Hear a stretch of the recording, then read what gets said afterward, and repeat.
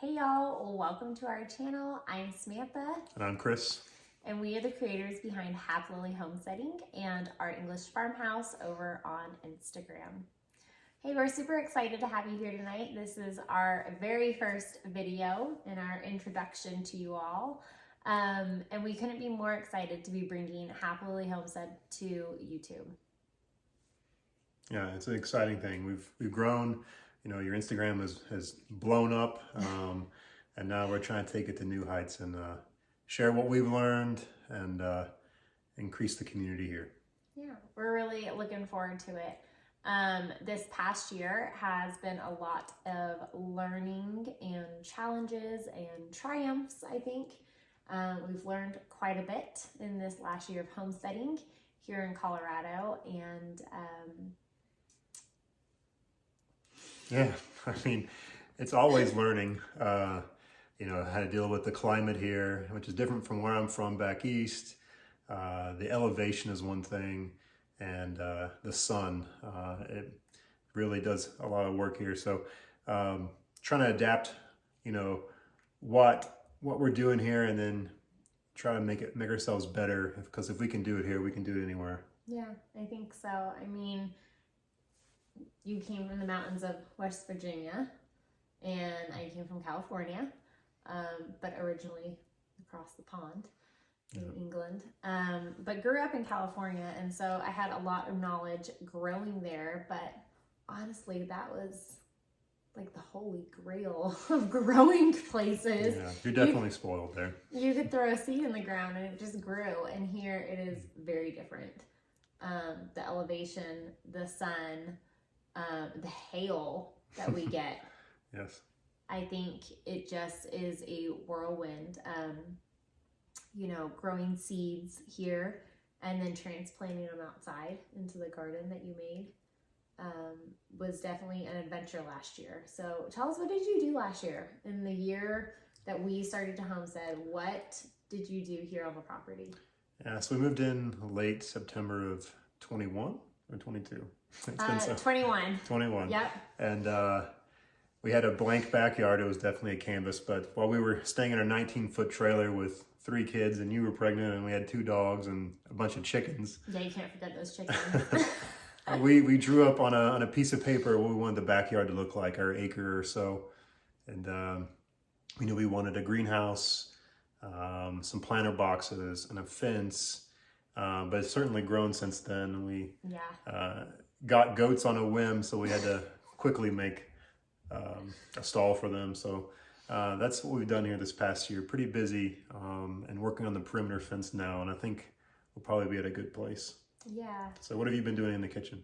Oh, in the kitchen, it's been busy. So we've been making a lot of sourdough, which was a massive challenge coming here from a lower elevation up here to a very high elevation. Bread just doesn't rise the same here. And so that was a very big challenge this year, and learning how to overcome that and just cook in general. But we've been doing a lot of canning, a lot of pressure canning, a lot of water bath canning, and making some new recipes. So we're really excited. We're actually going to be bringing out quite a few new gluten-free recipes. I know that's been a hot topic here recently. But in light, you know, of recent years, milling our own grain. So that is something that I've been working on. And I've partnered with another brand to help with that and mill our own grain here. But super excited because we have some really cool recipes that we're going to be bringing out and sharing with you all here on YouTube and over on Instagram at our English farmhouse. And sharing those recipes with you so that you too can mill your own grain and learn and kind of go through the process with us. But I think something that's really exciting that we're doing right now over on Instagram is our Make Bread 365 challenge. So the Make Bread 365 challenge is a challenge where I'm encouraging you to not buy bread from the store this year and make everything at home. So we have lots of recipes coming out every month, and it kind of builds on each recipe. Kind of starts with a very easy yeasted loaf and a sourdough loaf, and then kind of moves into more complicated things and ending the year with some croissants. So really learning how to build on your skill set and learn a variety of breads throughout the year so that we don't have to rely on the grocery store for those breads anymore. So yeah, I know I'm excited to be the taste tester for this. I don't know, some of them might be a little dense there. It's a sacrifice I'm willing to make. Well, I'm very excited about what's going on in the homestead. Our goats just gave birth, so super excited about that. That was something that we knew could be a possibility when we got them. And that was a really neat experience, I think, here on the homestead, welcoming new animals and seeing birth here. That was not as an exciting as adventure as catching them that one day. Yeah, so yes, you just had to have the brown one that I had to run down and in my church clothes. So yeah, too bad we didn't get that on video. I know. The day that we went to pick them up, we arrived and I had messaged the lady beforehand saying, hey, we're here, ready to pick up the goats. And she takes us to this back pasture area where the goats are, and we are in our church clothes, and he is dressed in a suit. And he runs to get this goat, and I think you dived, didn't you? Let's just say I did. Well, it was all fun and games after that. We brought them home, and they've honestly been a really great addition here on the homestead. Yeah, the boys love them. Watching them bring new life in has been really fun, and watching these little kids kind of grow and develop into their own personalities. And it's been fun. It's been something that we have both dreamed about, I think, and something that we had hoped would happen at some point, and it's finally here. And there's moments I think I look around and it's kind of one of those pinch me moments. But I mean, your background is in Appalachia in West Virginia, and your family, I think, were farmers and homesteaders. Yeah, they were original settlers in 1700s, and you know, like most people, they've lost their way with the land. No one in my immediate family is farmed on a larger scale. You know, home gardens are a thing back home in the mountains on their small plots of land. I mean, I really never grew up doing this kind of thing, but I think it's very important that we all learn these skills, and so they don't atrophy and escape us into history. I think it's very important. Work we're doing, trying to rekindle those things, and encourage everybody else to do those things, so we can all become more self-sustainable and help each other in the community. So yeah. I grew up in California, in the Bay Area, and my parents had 2 chickens growing up for a little period of time. Barbecued and deep fried. Yes, that was their names. And they were Rhode Island Reds. They were very sweet, but I would never eat their eggs. I don't know why. But now I just can't. I have to have those farm fresh eggs. But yeah, growing up, we had 2 chickens, and my mom had a garden, and that was something that she did a lot. She gardened a lot, and I think that's where a lot of my spirit for gardening came from. But I've always had this longing, to have property and a farm and stuff. I've always been kind of drawn to that country lifestyle, I think. And so for me, when this opportunity became available, I just couldn't be more thrilled to jump at it and really go. Yeah. It's really something that I wanted to do for a long time, so I was really happy when the opportunity came. But I think for you and I, being first generation homesteaders, really, it's kind of a big thing. Yeah, I think it's an interesting practice.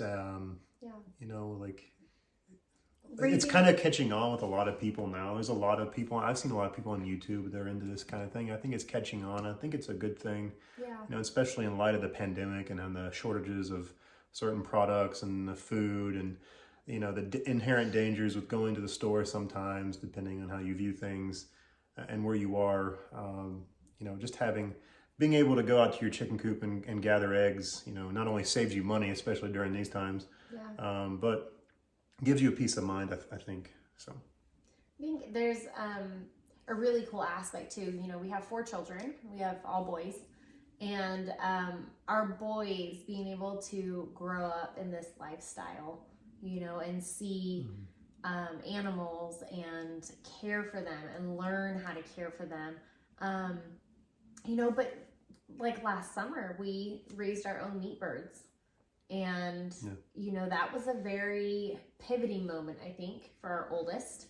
And even our 4-year-old, and even sitting down at the table now, when we eat a meal, we'll ask, is this the one from the backyard? Or, and so I think for them, knowing that we cared for our animals and we raised them humanely, and then if they are meant for food later on, knowing where they came from and how they've been raised, it's very important, and raised humanely.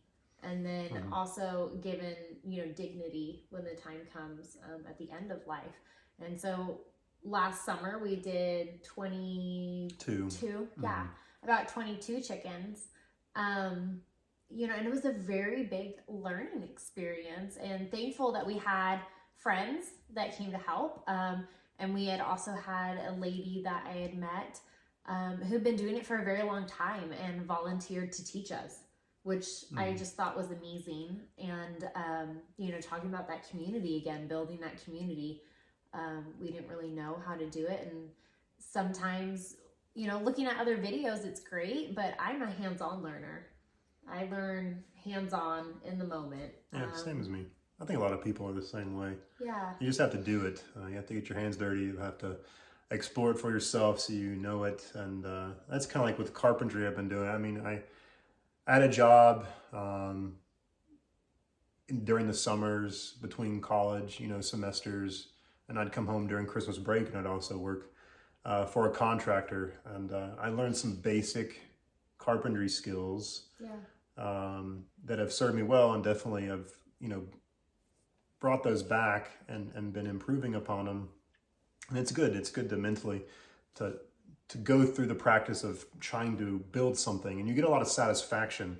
I'm sure the same as the bread, pulling the bread out of the oven is like, hey, standing back and say, hey, I made that. And it provides a function, or it does something for my family, and the ultimate goals that we have. So I agree there.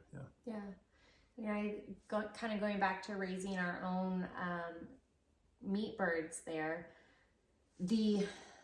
I think, being able to look at your plate at the dinner table and go, I grew those vegetables, I grew that potato, I grew that chicken that's on my plate, and know exactly where every little thing came from, and to just have a whole plate of something that you've created. There's just nothing that tops that, I don't think.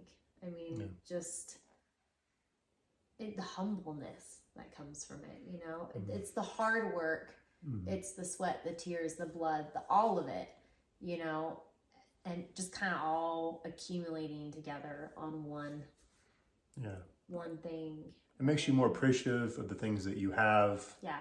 And I think really that's why we chose this life, getting out of the rat race of things. Obviously you still have a 9-to-5 job, and I stay at home here with the kids and also run our business, Happlilly Homesteading. But I think just kind of scaling back and taking that step back and having a more simple life and going back to older ways, has really brought a sense of peace to our family. Yeah, I think a connection to your ancestors and the history and the American way of life, and maybe not just American, but how things were, in other parts of the world that you and your families might have come from. So just getting connected to that,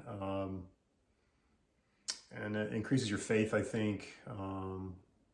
It's been a great experience. It's tough, but anything worth having is definitely going to be challenging. And it's not easy.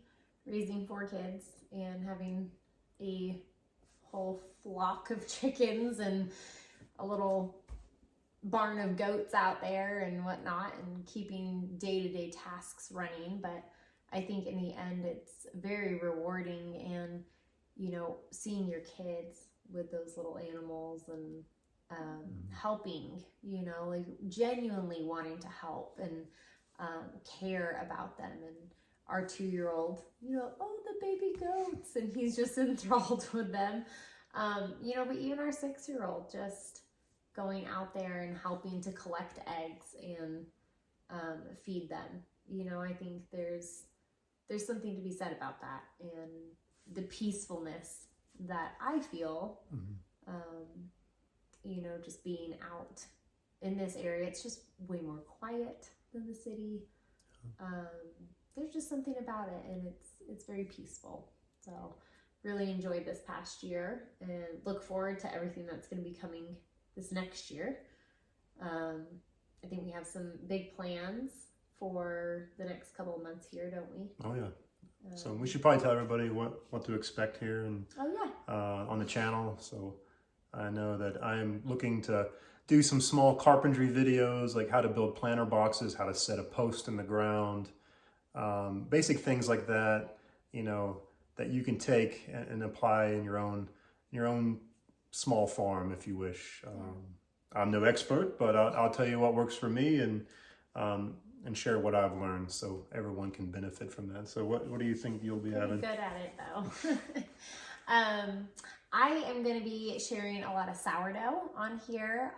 You know, we obviously have Happlilly Homesteading, which you can find us on Etsy, which is our sourdough shop. You can also find us over on our website, www.happlillyhomesteading.com.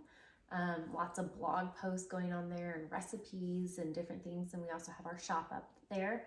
And then over on Instagram, our English farmhouse. So I'm kind of running all of that. But over here on the YouTube side, I'm going to be doing a lot of hands-on baking and showing you how to make your bread, how to keep a starter going, and then showing you out in the backyard too. So showing you our goats and what we do to keep them healthy, what we do to keep our chickens healthy, and some of the natural approaches that we have to that, and just kind of everyday homestead, what it's like around here. You know, we're here to show you the real life of homestead. So some of it might be really pretty and some of it might be really yucky, but we want to show it to you all. We want to be real on this journey, and we believe in authenticity, and with that comes the good and the bad. So the things that, you know, are highlights and the things that just don't work, and that maybe kind of fail. And we want to show you that too, because we believe that, you know, like we said before, with every good thing, there's also some things that don't work. And trial and error is a big part of homesteading, especially for a first generation homesteader. Yeah. So building a community, sharing information, improving each other in our endeavor to become more self-sufficient. I think that's what we're all about. So I think we definitely open to feedback and participation and collaboration for sure. Yep. So please, you know, stay in tune, subscribe, like, and ring the bell notification so you can keep up to date on all the things that we have going on here. Yeah, we look forward to seeing you around here, and hope that you will join us on this journey and tell us what you're doing too. We want to know. Yeah. We want to build a really good, strong community with this, and so we look forward to everything that it has to offer. And from our kitchen to yours, from Happlilly Homesteading, we hope that you will join us in the next video. Certainly. All right. Bye.